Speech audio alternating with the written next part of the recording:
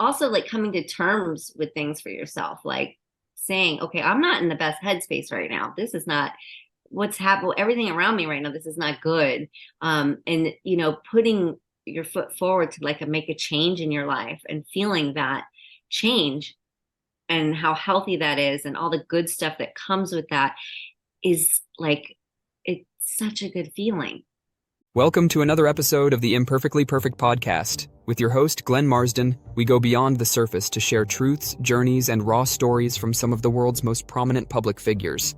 From entertainment and sports to corporate leaders, personal development experts, spiritual mentors, and leading medical and scientific professionals, each guest brings a powerful message of resilience and transformation.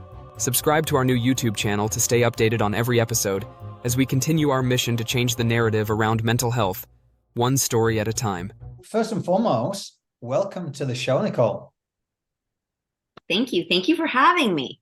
Oh, it's amazing. It's been some time because obviously, like, one of the most recognized faces from one of the biggest TV shows. Half of the cast have been on the campaign. I've been trying to get you on for a while. Heard so many great things about you. But just thank you. It means a lot to come on. And I want to take it back to the beginning.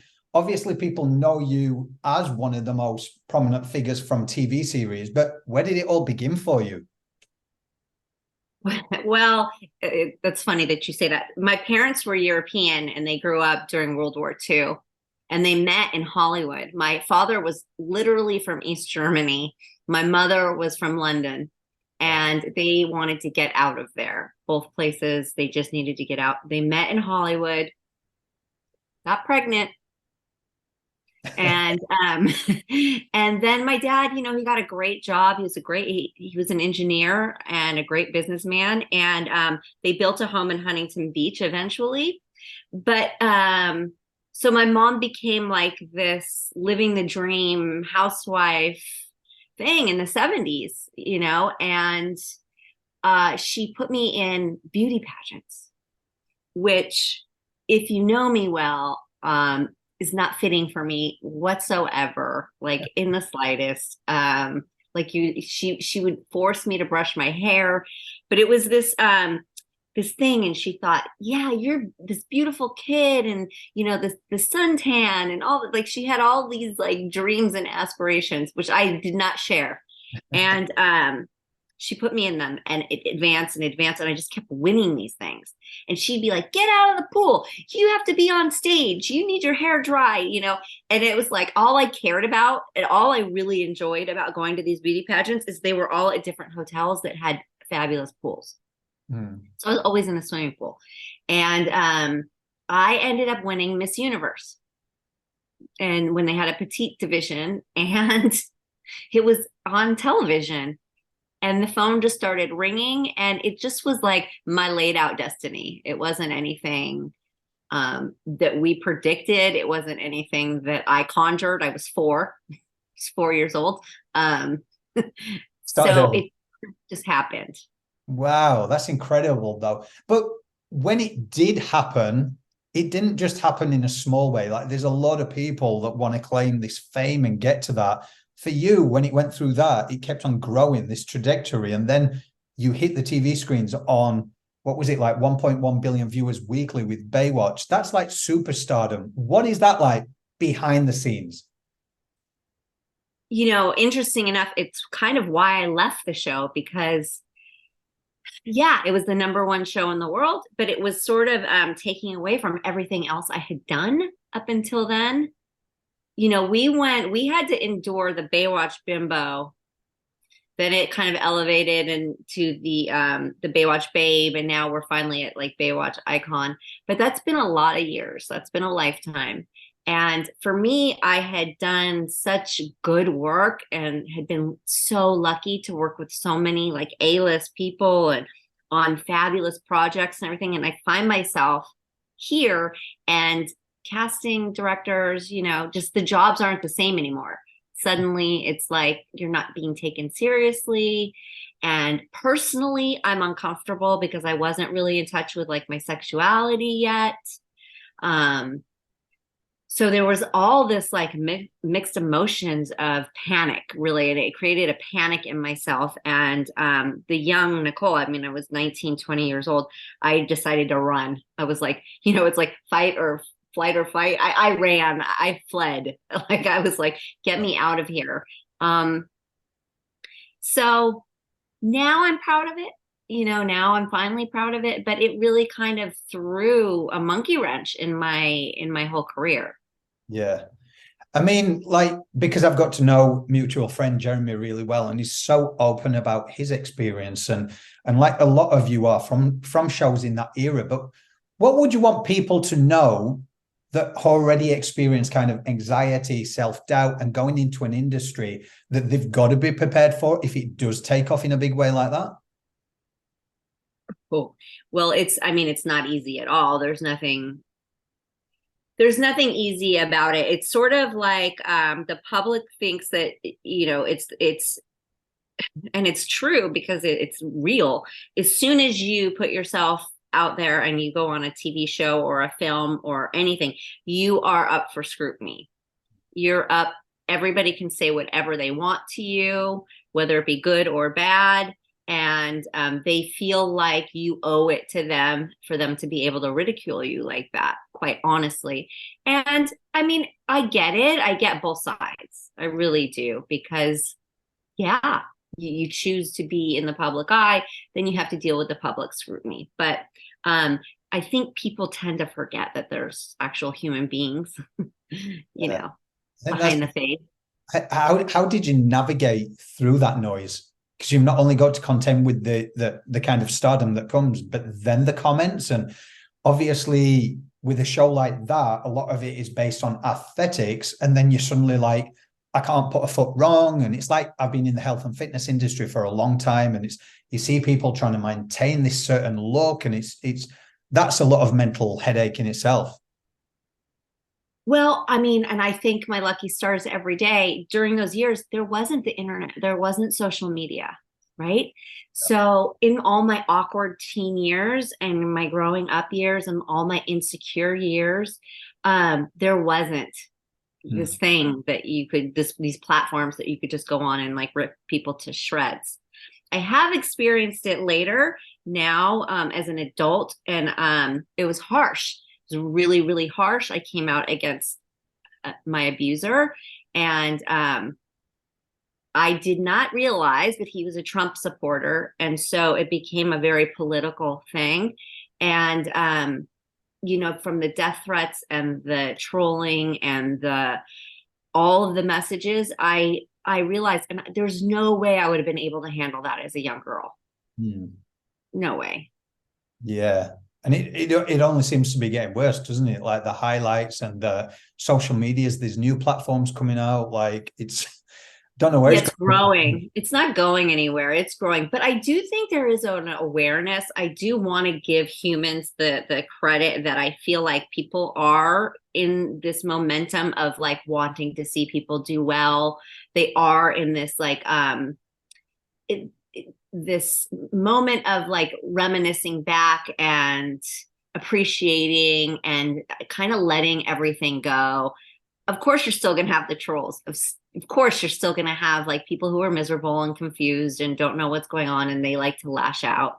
You're always going to have that, and they have their keyboard, so they've got their weapon. But I think as a whole, people have become so much more accepting of each other and compassionate towards each other, right? Like you can't age shame, you can't body shame, you can't look shame, you can't do all of these things anymore, rightfully so. And I find that to be beautiful, and I find that it's our younger generations that are making that a staple. They really are going, wait a minute, stop it, you can't do this anymore. It's not like let's tear everybody down. That's not what we like anymore. We like to rejoice. So it makes me hopeful for the human race in that regard. Finally, good, isn't it? Yeah. There it's going around. But the person behind the scenes, behind everything that you've managed to achieve, you're a huge advocate for speaking out, especially on cancer research due to your dad. Can you tell us more about the work you do in that area? Well, I lost both my parents had cancer. And I'm so paranoid and desperately trying to not. I have two best friends battling right now, and my same age, both females, and it's this it's just, I really think it's about awareness. It's really about everybody go get checked, go get your colonoscopy. It's not that bad. I've done it. And it's not bad. It's not a bad thing. Everybody just being their own health advocate is so important. Yeah, I've looked into doing, skincare and sunblocks and things like that to go to cancer research. The pandemic really put a halt on a lot of things that are happening, but I will always continue to promote it. And I have an upcoming project, and all the proceeds will go to City of Hope, who's treating one of my best friends. And her insurance company declined her surgery, believe it or not, as wild as that sounds. City of Hope gave her a grant and did the surgery anyway. So I feel like I want to do something for them. Yeah. There is some incredible things out there. One of the reasons for IPC, I always remember this young girl, and I came across it. It was put on my path, and she'd gone for a mental health appointment, and she was crying on camera. She was 10 minutes late, so they cancelled it, and she'd been waiting for 3 months, and they told her because she was 10 minutes late, they'd have to rebook her, which was going to be another 2 months wait. And that was one of my big passions for like really just getting everyone together and trying to let the public aware that, like, I was just like, what? Yeah, like, oh, yeah. And this was the UK. So I was like, if that's happening in the UK, and where's all this money that's going into research, and there's people who actually need imminent help right now, what can we do? If the public actually comes together and tries to, anyway, not political, but like that sort of stuff, like you say, when you hear about your friend and it doesn't happen, and you're like, hold on a minute, what is going wrong in the system? Like, it's a life. It's an entire life. A single mom of a young girl, 100% single mom, just like I am of my girls. And her daughter has not, like, no, we have to save this life. This is a very important life to many lives. Exactly. So yes, and you sit there and you go, and it's insurance she pays a lot of money for, like premiums, and they're a big, Anthem Blue Cross is a big company. And she said they just find me cheaper dead. Like, they just would rather me be dead. And I was like, this is heartbreaking. This is horrible, I think the pandemic, though, if we're going down this road, the pandemic really has opened a lot of people's eyes that where all this money goes with a lot of things. And I think the public, if we come together collectively, but like you said during that there, you said it shut down a lot of things. And one of the things it shut down was a project that you're doing at the moment. Baywatch, the documentary. So do you want to speak into that? Well, it didn't shut it down, but it slowed us down. It definitely slowed us down, because we had a lot of interviews, on deck, and we were doing, quite a few a day, and had to slow down to 1 to 2 a day, and that's okay. You know what? Strangely, we were so sad in the beginning, and then I thought, but this makes perfect sense, because the reason Baywatch was such a hit is because there was so much negativity going on in the entire world. The whole world was like in a weird place at that time, those early 90s. And everybody wanted like escapism. Everybody wanted a feel-good show to just like forget all their problems for the moment. And that's what this is going to be once again. And I see a resurgence of people wanting light-hearted, fun, good stuff, like that feel-good stuff. So kind of it all makes sense. Like, in hindsight, I'm like, this totally makes sense that this happened to us. But probably meant to be then. Extend it. I think so. Time right now. Everything. So, so what's the premise behind it, and what are we expecting to see? Okay, so we started it as being like, how did this show become so popular before the internet? How did it make worldwide trends before the internet? It was through the TV, and it was sort of like, what is this phenomenon? And it really evolved into something beautiful, because Matt Falker, our director, really got to know everybody on a personal level. Really, really took the time. He really invested himself. This wasn't just a expose. And we said that from the beginning. We're like, this is not going to be something anybody's seen before. We're not going to use any of those stock photos. We're not going to use anything you've seen on all the true stories, blah, blah, blah, blah, and all these other weird little documentaries that have happened. We're not using any of that. We are going to go in and shoot it what it would look like today.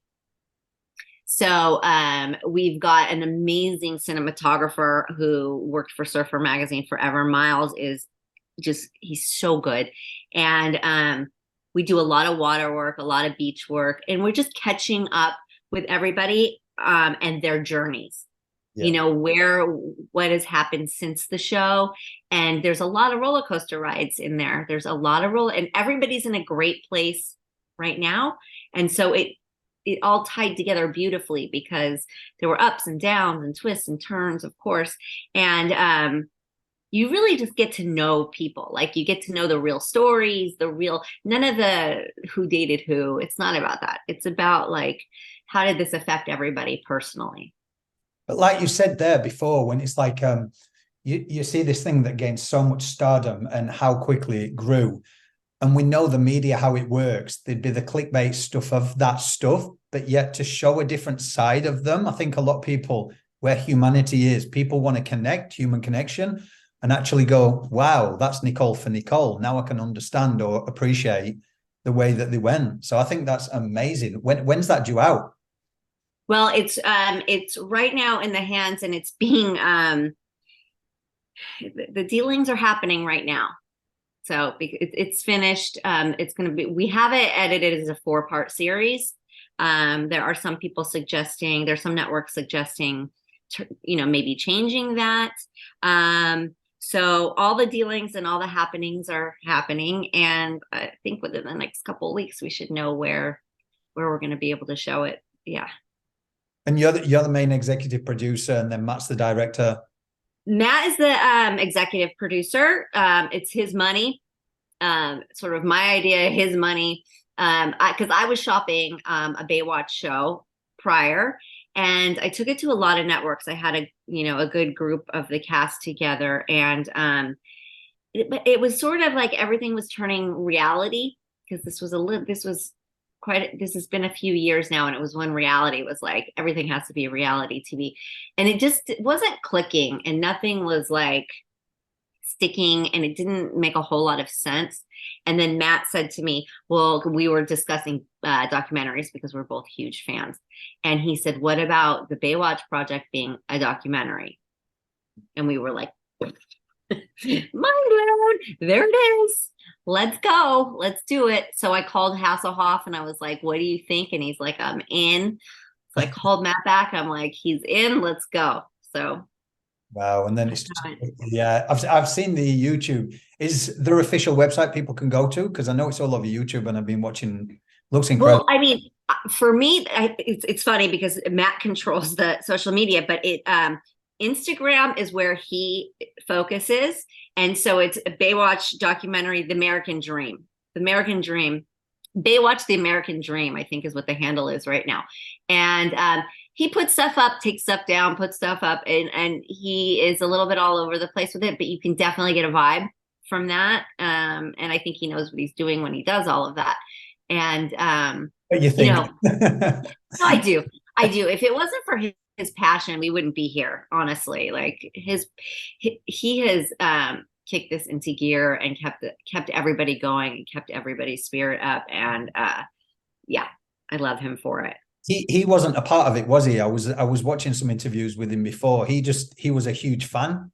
Yeah, he was a huge fan. He became a lifeguard, some kind of like lifeguard because of it, and has always been a huge fan. And I think he's going to do lifeguard tryouts this year.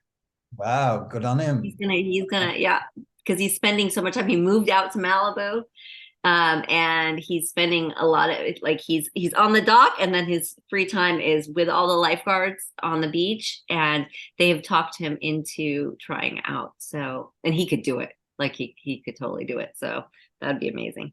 Could you imagine though, like this just came to my head, like if Baywatch was about to come out these days with social media, the size of 1.1 billion equally, and it's not even like what was the research that you found? Like how big could it have potentially been now? Like Well, that was sort of a question we just kept asking. And I think we're leaving it to people's imaginations. We all have different views on what we think it could be or would be. yeah, And with all the reboots happening, I mean, I'm not a huge fan. I'm yeah. not a huge fan. I mean, the original is the original, and let's enjoy that. And you can always go back to that. And this is the documentary is like a good catch up and get to know everybody a little deeper.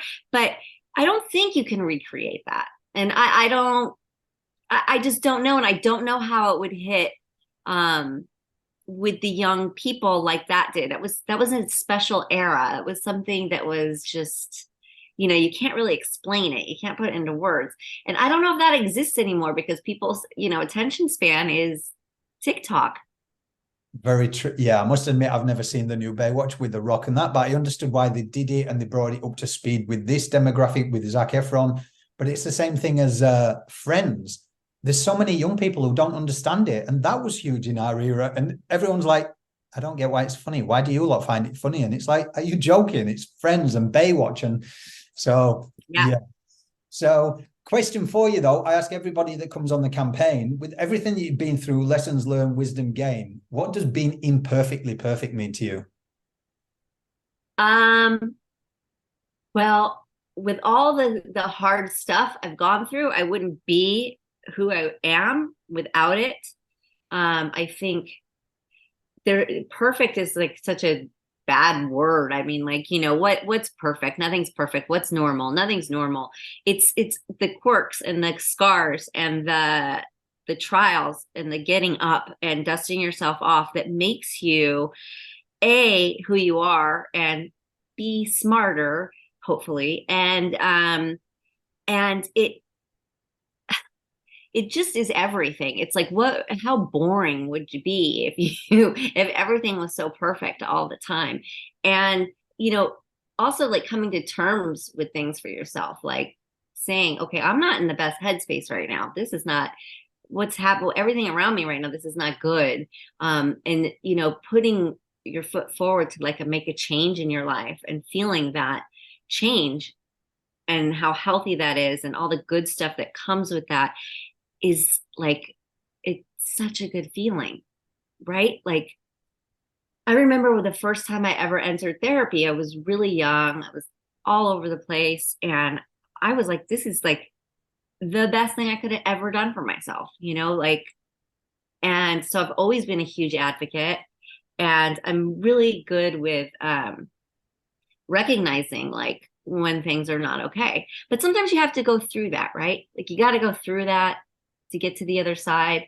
And there is another side, Yeah. So for me, like imperfectly perfect is you're perfect because, that's what makes a solid, strong human is dealing with all the punches, all the kicks, rolling around on the ground, trying to figure it out, and then getting back up And and there's no going again, going back in for more punches, and that's what we do. So just this one, you've got your daughters, and for the younger generation, you've experienced your own struggles with mental health along the way, like a lot of us have. What advice, and we can only give personal advice, what advice would you have given to your younger self if you masked them? Or what advice would you give to the younger generation that are going through and often masking it because of what they've seen on social media and thinking everyone lives this high life? Right. That's really smart because I was talking about this the other day. It's like so easy to put things in a box and put it away on a shelf, right? And go, I'm not going to think about that anymore. I'm not going to deal with that. And that was sort of an old way of thinking. And especially like in my industry, this industry, it is, it's what you do because you didn't, in those days, you didn't talk about it. So everything was like happy, peachy, keen. Everything was wonderful. Luckily, it's okay now to say like, no, I'm not okay. This isn't okay. And I think the sooner you address it, The sooner you talk about it, the sooner you realize it's an issue, the sooner you can get over it or move past it, right? Put it in your pocket and keep going rather than putting it away in a box in storage in the back of your brain that's just going to burn, Yeah. And come back to the top sooner. Other than the documentary, Nicole, what else have you got going on project-wise for yourself? Well, I do have a podcast as well. It's Yes, you called do. Perfectly Twisted, which, 70%. keeping with the theme, it's Yep. perfectly twisted because I have come out of this being able to laugh at, the the madness I have lived through. And so you can catch that at perfectlytwistedpodcast.com. And of course, across all social media is the same. So, Perfectly Twisted. But I'm having a blast with it. I wasn't sure how that was going to go. But it really, really is a lot of fun. They are. So Yeah. yeah, right. They're great. I was listening to your episode the other day with Alina. Uh-huh. That was really good. So yeah, they are. You just catch up with people, and especially when you know them. Yes. So Right. you were just saying before the show, like you wish that we'd stay on Zoom instead of going back to real life. Yeah. I mean, I got to tell you, today was so stressful for me, like actually driving around the city of LA and like parking and like making appointments and like the hours spent on the road when I could be doing things at home and on Zoom.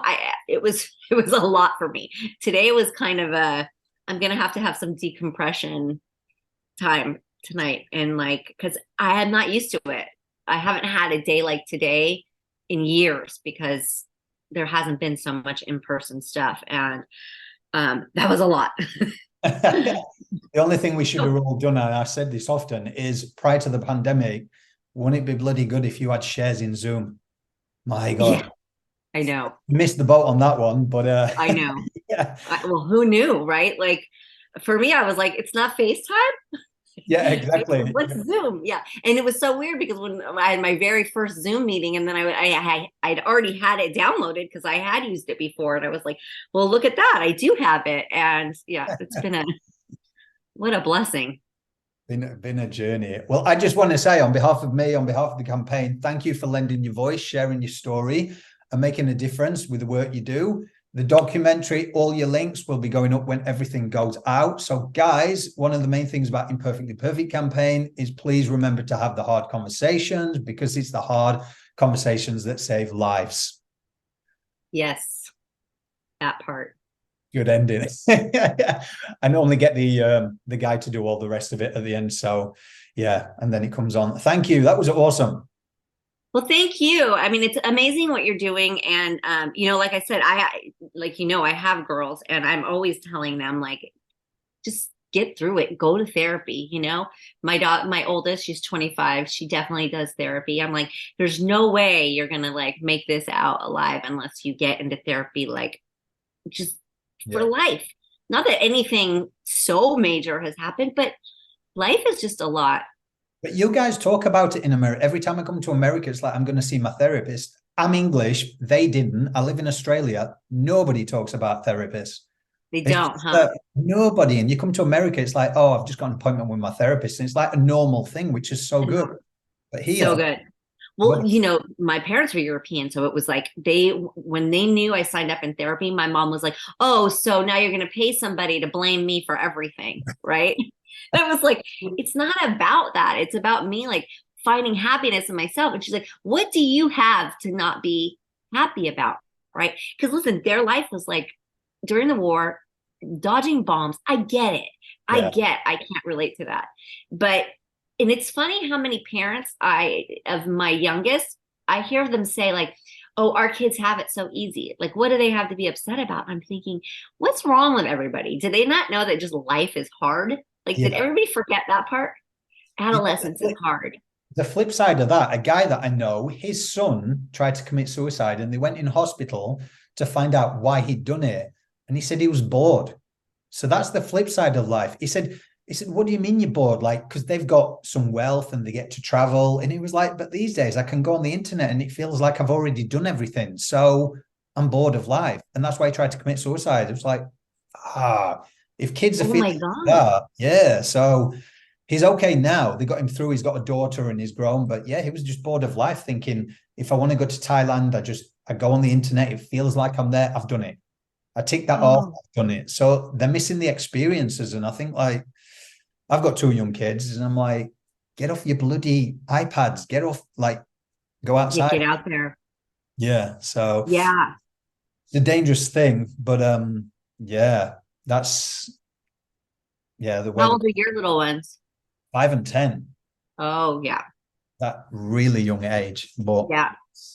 it's got to change. Hopefully, it is with more conversations and everything around, and that's kind of like what the book's about. So it's people have come together to share their stories, and then we've got 5 international names on it who are like big advocates and ambassadors.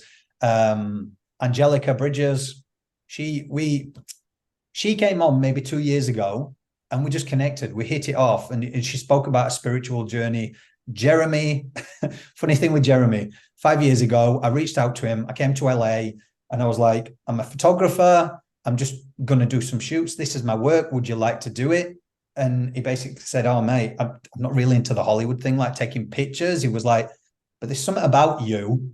So he met me, Culver City, we shot, and he literally just spilled his guts and told me his whole story. And I turned around to him and I was like, I could have been paparazzi. I could have been anybody. And he said, but you're not. He said this, and we have been friends for like 5 years. He drove all the way to meet my family, picked my kids up and took them to the beach. And yeah, he's just, he's such an open book. He's a beautiful guy. he's the best person. I'm like, dude, you got to come to Australia and just get away from it all and just stay at hours, whatever. But he is, but 5 years. And then obviously Gina Lee Nolan, she got behind it. She's so good.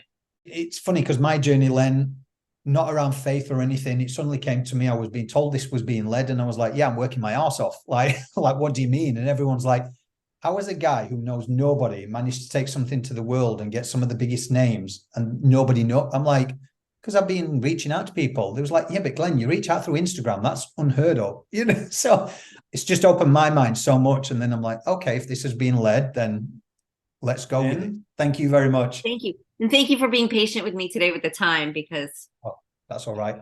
I've taken the day. Cheers. All right, mate. Want to learn more about our work? Visit our official website and discover how one man, Glenn Marsden, redefined imperfection and built a global movement.